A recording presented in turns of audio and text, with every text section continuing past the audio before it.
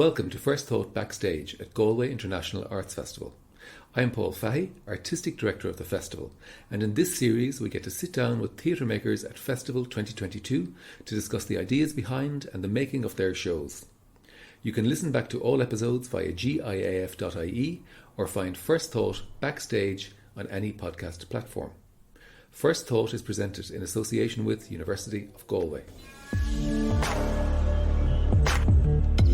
Hello, I'm Charlotte McIvor here from NUI Galway's Drama and Theatre Studies, and I'm talking with the cast of From a Low and Quiet Sea, the new adaptation of Donal Ryan's novel by Decadent Theatre and the Galway Arts Centre. I'll be joined by director Andrew Flynn, Aosaf Afzal, Darragh O'Toole, Maeve Fitzgerald, and Lorcan Cranitch. And if you listen extra closely, you'll hear a surprise appearance by novelist Donal Ryan.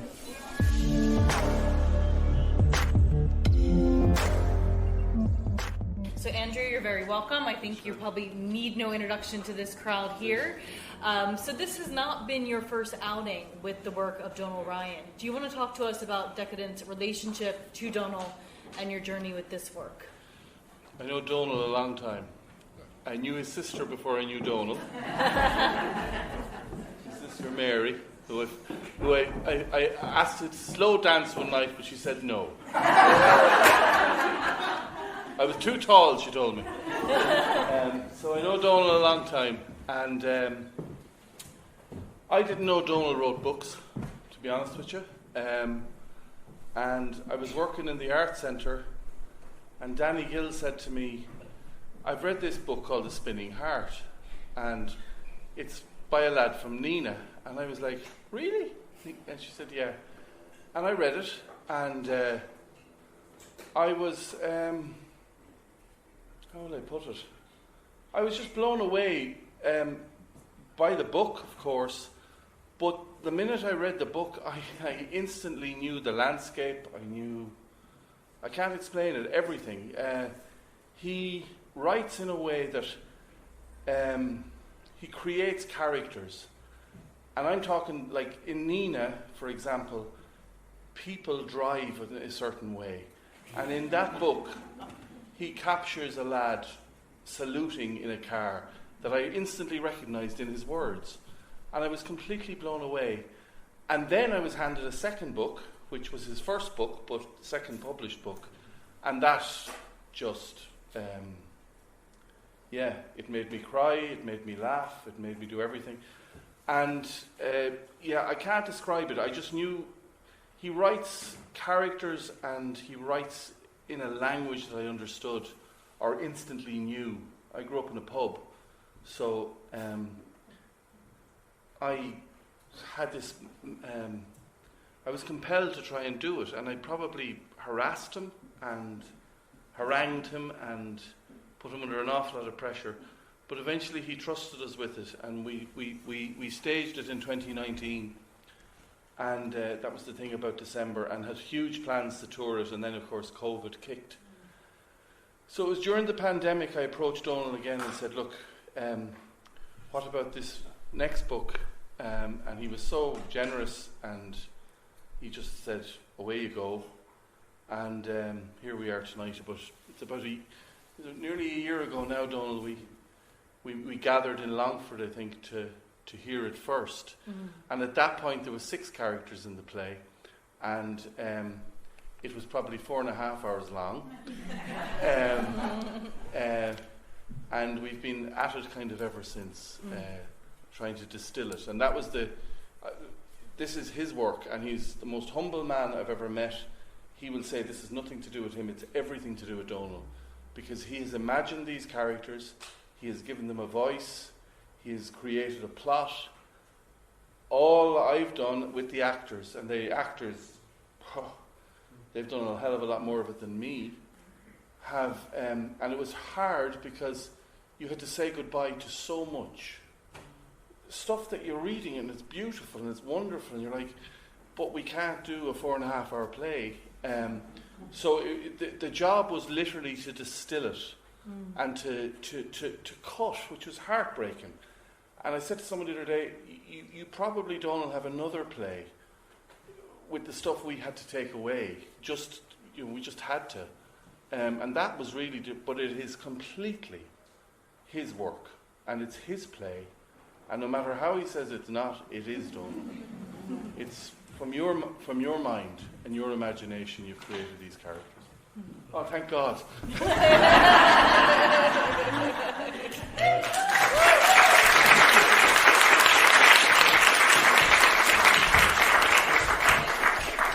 Perhaps if we could go down the line and everyone could just introduce themselves and the role that you played in the play. So we'll start with...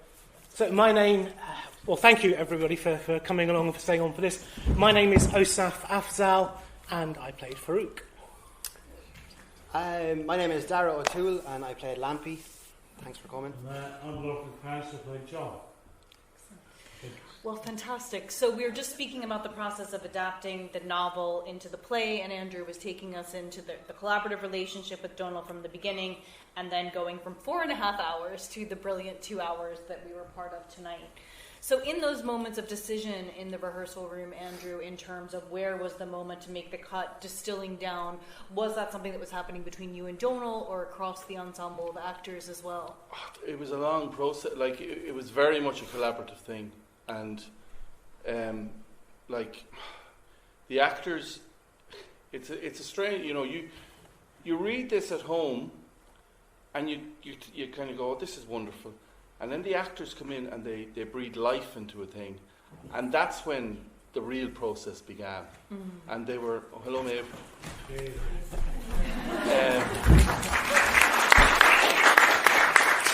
And it was extremely,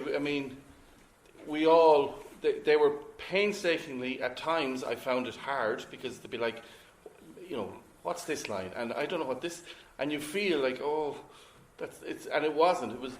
It was hard to describe. We had to just cut, and felt guilty about cutting. And the process was, but the actors were painstakingly, they wanted the truth, but they also knew it had to be distilled down to work theatrically, I suppose. So it was a huge collaborative push, and it was before the rehearsals, it was during the rehearsals, it was, and I'm sure if we went at it again tomorrow, we'd probably... Yeah. So for the four of you as an ensemble, the play moves along on parallel tracks throughout, and then builds to this very climactic series of distilled moments between the four of you. What was it like, I suppose, building ensemble across the four of you when, for so much of the play, it was you alone on stage, holding the space, holding the story? Were you coming in and out of the rehearsal room alone? Were you in there together? We rehearsed together briefly at the beginning, didn't we? We had a few sort of workshop things together. And then we barely saw each other, to be honest with you. It's the first time I've seen him. That is not unuseful because stuff was changing all the time with the text, things were being refined. Every time we'd come in and watch somebody else's run, it was like seeing it for the first time, which is kind of magic. And because each of these characters are telling their own version of the same story, it was actually quite useful not to be completely immersed in everybody else's story all the time, you know? But it's certainly weird doing a play so much in isolation. It's very, my experience was kind of, it was exactly that, but it was slightly different in that for I think most of the last portion of the rehearsals, Maeve and Aosaf were here in Galway. I was in Dublin, and it was even more isolated in that way. And I was very desperate to know how the hell it was going. Down in Galway, how was that rehearsal going? And so that was kind of odd, but it was because they are monologues. You are trying, as Andrew said, to keep an eye and make the thread of the story work, and that's what you would do, I suppose, with a character. Anyway, really, it's just to keep the truth of the character. But I was also really desperate to find out what everybody else was doing and how it felt, and I was glad that came down sooner than I was supposed to.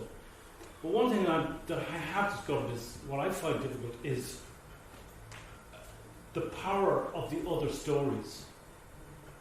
I hear them before I come on, and I actually get affected by them in a way that you wouldn't normally do in a play.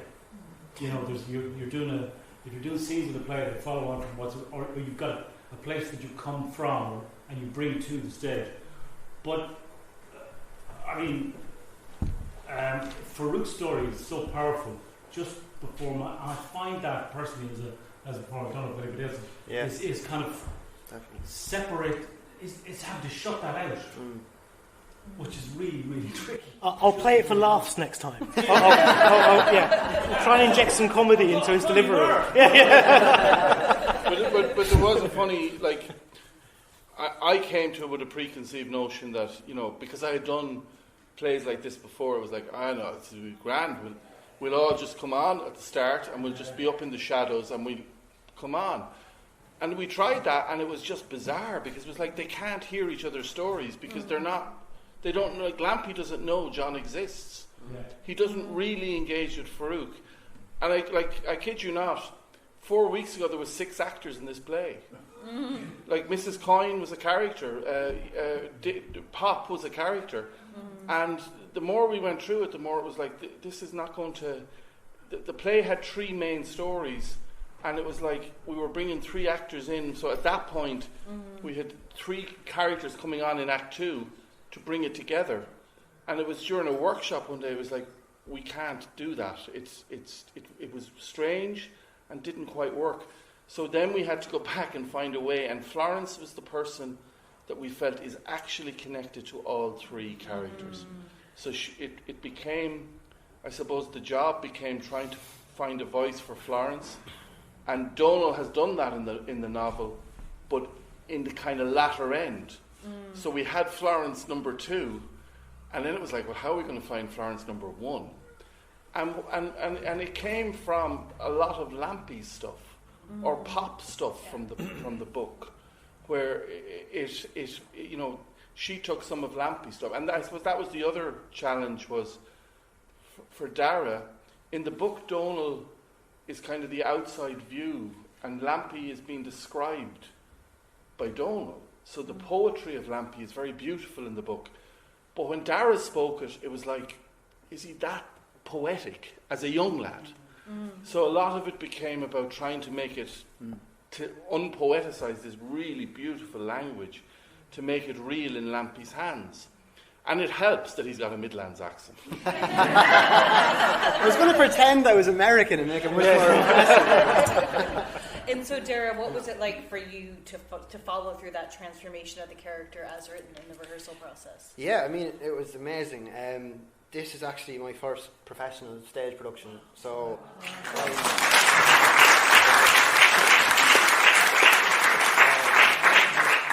So, you know, working with Andrew, it's just been I gave you a $5 earlier. I want to keep it coming. No, but working with Andrew has been great. He's promised me a tenner to say nice things. But no, working with Andrew has been great, and I mean, I genuinely don't think I could have got a safer pair of hands to go into a rehearsal room and learn everything kind of about stage and the stagecraft and all of that sort of stuff. So yeah, I mean, he's totally open to your suggestions. There's no ego, so it's for me, it's just been a really collaborative, brilliant process to go through, you know. Yeah. And so I understand you were almost not in this show. So tell us the story of how you came into the production. I think if Andrew will allow me to say, it was just a slight misreading of an email, I think. You looked for too much money. I was sent the script this would have been around early May, and I loved it. You know, this is fantastic. And I said to my agent, you know, I want to do this. And I had 2 days filming that I had to do in late June in London. So my agent emailed Andrew and said, it's all good for the whole rehearsal process and the and the run itself. There's just 2 days in late June where he'll need to fly back to London. And I feel bad actually having brought this up now, because I think there was just a slight misunderstanding. I think Andrew misread the June for July and thought that I'm saying that I need to be away during the run, which obviously doesn't work. So we were told, no, don't worry about it, don't bother. And I was gutted, you know. And then obviously you put these things then out of your mind, and then about 2-3 weeks passed. And then, luckily, I think Andrew went back to the email and said, oh, yeah, if it's June, then it's fine. But understandably, he did need to fill the role quickly. And so it was a case of I had to get an audition tape in, like, yesterday. So I remember getting up at 4 a.m, going through the script again, because I haven't had to look at it for 3 weeks, because I'd assumed that, you know, it's an opportunity that's gone. Got up at 4 a.m, went through the script, made a tape, sent it to Andrew, and bless him, he got back to me literally an hour later saying, right, I want to make this work, I'm getting in touch with your agent now. And then a few days later I was on a plane to Galway. What you don't know is that when I read the email, it was at the same time as I realised the cast was reducing from 6 actors to 4, and I'm like, oh Jesus, we've so much work to do in this text. And I just looked and went, oh, Jesus, he's not free. And then, I don't know what made me go back, but the feather dropped. And But I mean, I think that's apt, and I bring up that story because it's hard to imagine other actors in these characters. So, you know, and this is Darragh's premiere, we had this misadventure here. How did you know that these were the souls for these roles? Well, I've worked with Maeve a lot. I've tried to work with Lorcan a lot, but he's not easy to get. Darragh, funnily about that is, this time last year we were lining up a workshop, and I asked Darragh to do it, but he wasn't free. Maeve was, and Lorcan was. I didn't know Aosaf, and it was, at the time it was like, who am I going to get to read this? It was just it was a workshop, and we had a 24-year-old man from Belfast who was, I think, of maybe Egyptian extraction. Read, and he was way too young for that, you know, for the part. But it was just to get some kind of an authentic voice reading. But I don't know. When I read the play, they were the first names that kind of came to me. And thankfully, when I sent them the script, you know, and at that point it was. I mean, I began by editing, and I think I probably sent them half the book, if I'm honest. Like, the edit was not much of an edit at all. And when they sat down and read the play, and they were brilliant in the work. Actors, you can't. It's hard to describe what an actor can achieve in a look, what you sometimes have to write. You know, where you don't have the actor. So Donal might write a passage, but they can get it in an emotion or a look or a feeling. And like, what the process has taught me is I can edit away at home on a laptop all I want.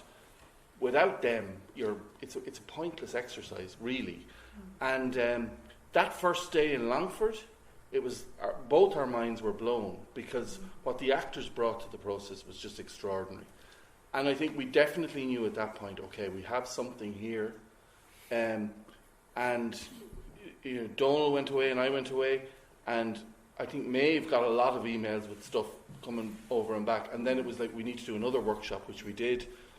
And then when we got to rehearsals, the process started again, and everyone was just on board to, you know, and was so giving in terms of, I don't know if we need that line, and, you know, and because Donal was generous, you know, he really was. There was no preciousness, there was no, you can't do that. He was completely, he just let us go. But as I said earlier, it's all his, like, we've been editing, and that was what was really difficult. Like, that's, I can't describe. Lorcan Cranitch cried one day, literally, because he was like, I don't want to let go of that line. You know, and I had cut one line, for example, which I had cut, and I go, Lorcan, we don't need the line. We don't need it. And he fought me on it, and he was right. And it's that line in his second monologue, there was a smell of Pond's cream and onions.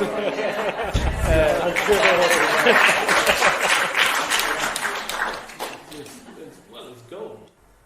I mean, normally when you're learning lines, you will start paraphrasing and stuff like that.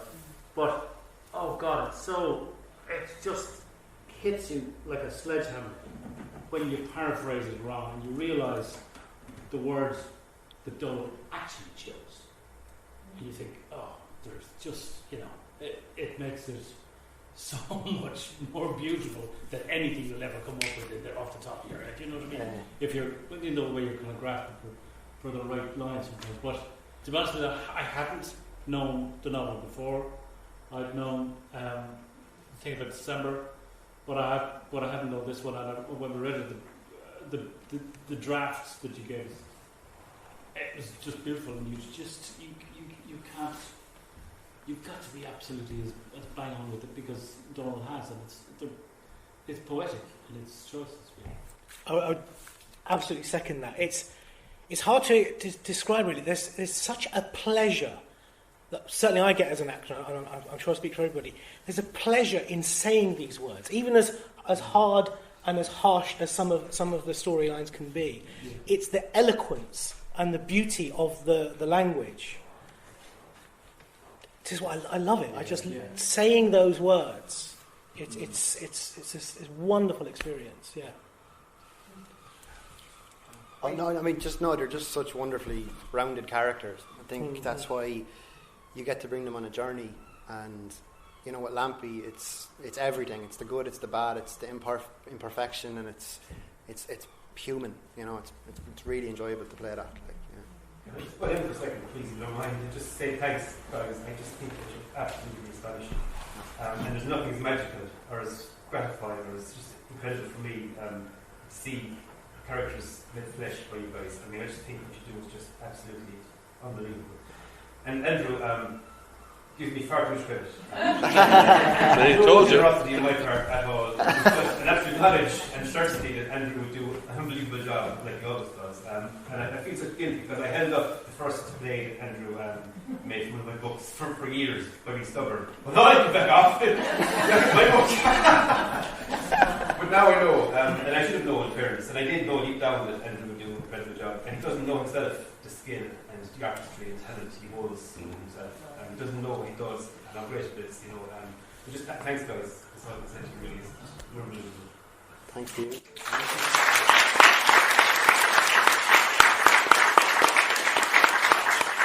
Before we bring it to a close, do we have any questions or comments from the audience? And thank you so much for staying to be in dialogue here.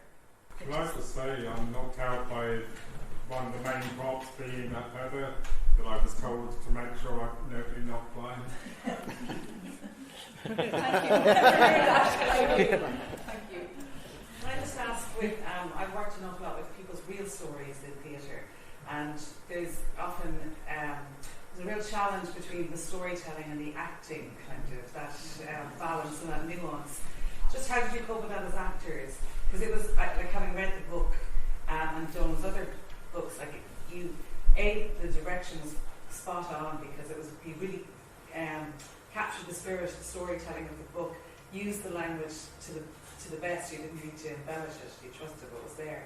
And the actors, it's a big job to trust the language. And I think what you were saying, Lorcan, about being spot on, because actors do paraphrase wildly sometimes. And so just that challenge of the discipline of actually learning the lines, like how did that work, or how did you find it? I don't know. Like, I found it,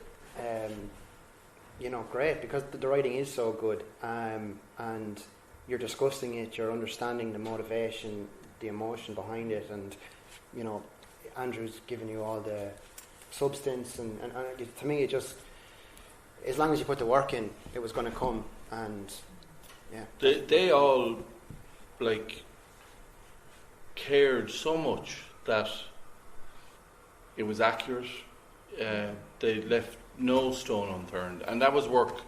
That was work they did themselves. We had Tara Flynn is somewhere in the background, but she ran lines with Aosaf and Darragh, and there was a gorgeous girl called Kira who ran lines with Lorcan and Maeve. But that was their, like, and any actor I've ever worked with, there's a determination to get that right, and that's it's vital in a way to when it's well written, when it's really well written. But it can be overacted sometimes, and I think what was absolutely stunning tonight was it wasn't. So on that, sorry, because I remember Maeve and I were talking about this earlier. It's a case that you just let the words take you places. Exactly, yeah. That's all it is. You let the words take you to places, and sometimes that'll be very subtle and soft. Other times it'll be big and emotive. But it's the words that are, in a sense, doing the talking for you. There's a one of my favourite phrases in that, I think, is that Sanders, being a boy, he says he's tall, tended towards lanky, but he hasn't the full of himself yet. I don't know where you get that, but it's just you can't. There's no other way of saying it. Yeah. That was about me. That was about me. Well, I think you have the full of yourself. And now, Lorcan, now. Didn't then. That kind of work sort of gives you the thing, so that when you actually have to give that person any kind of voice or sound, you don't need to do that much. And the one question that we were worried about, because in the case of John, he's just he's had a lot of life. He's had a lot of living. He's actually dead, really. But do you know what I mean? He is in terms of the actual story. He's dead at this point. But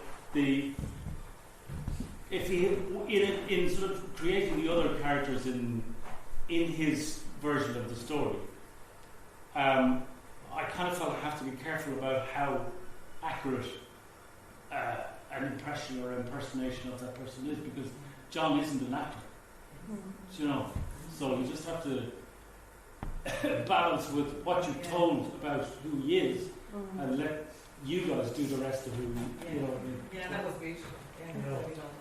So we might close with a question for Maeve, actually, because we've talked about your character as the linchpin pulling all three stories together, as well as in translating the novel to the play, the character that needed filling out creation, maybe in slightly different ways. Yeah. For you being in that role, telling her story, what's the most powerful part of her story for you, or playing the character?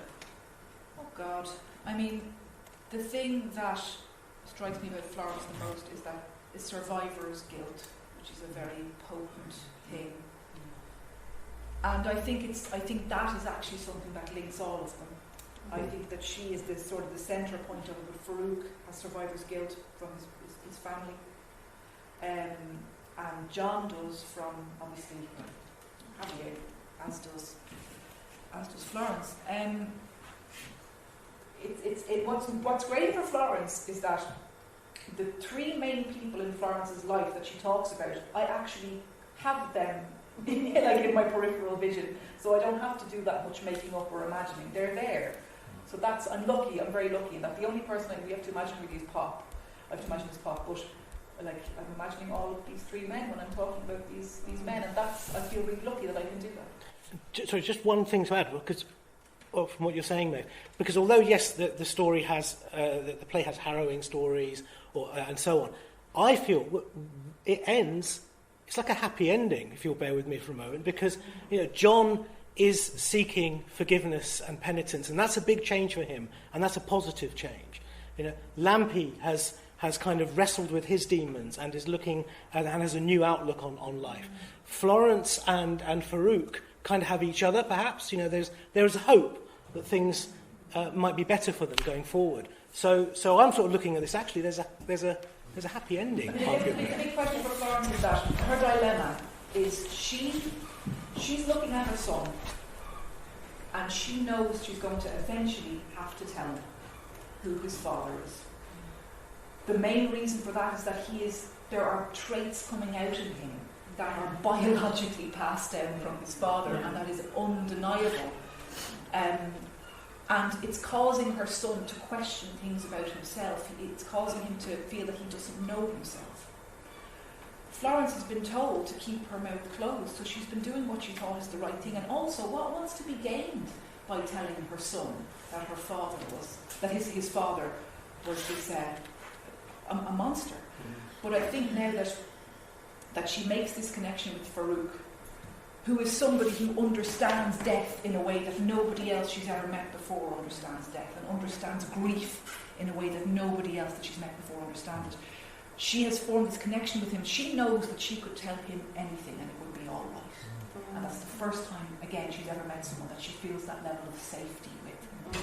So that's cathartic for her, because she will be able to tell Lawrence, she'll be able to tell Farouk, and she will now, at long last, be able to move on from carrying this weight, dragging this weight through her life. So that is why I agree with you, it is a happy ending. And Darragh was saying to me, Lampy will be able to go back to McDonald's. That's the that's where we should think about adding that. The poster was going to be a chicken legend. Well, on that note, we will thank you again for staying. We will thank the incredible cast and director and Donal as well for being here with us. And you may all go to McDonald's every night on your merry way. Thanks so much.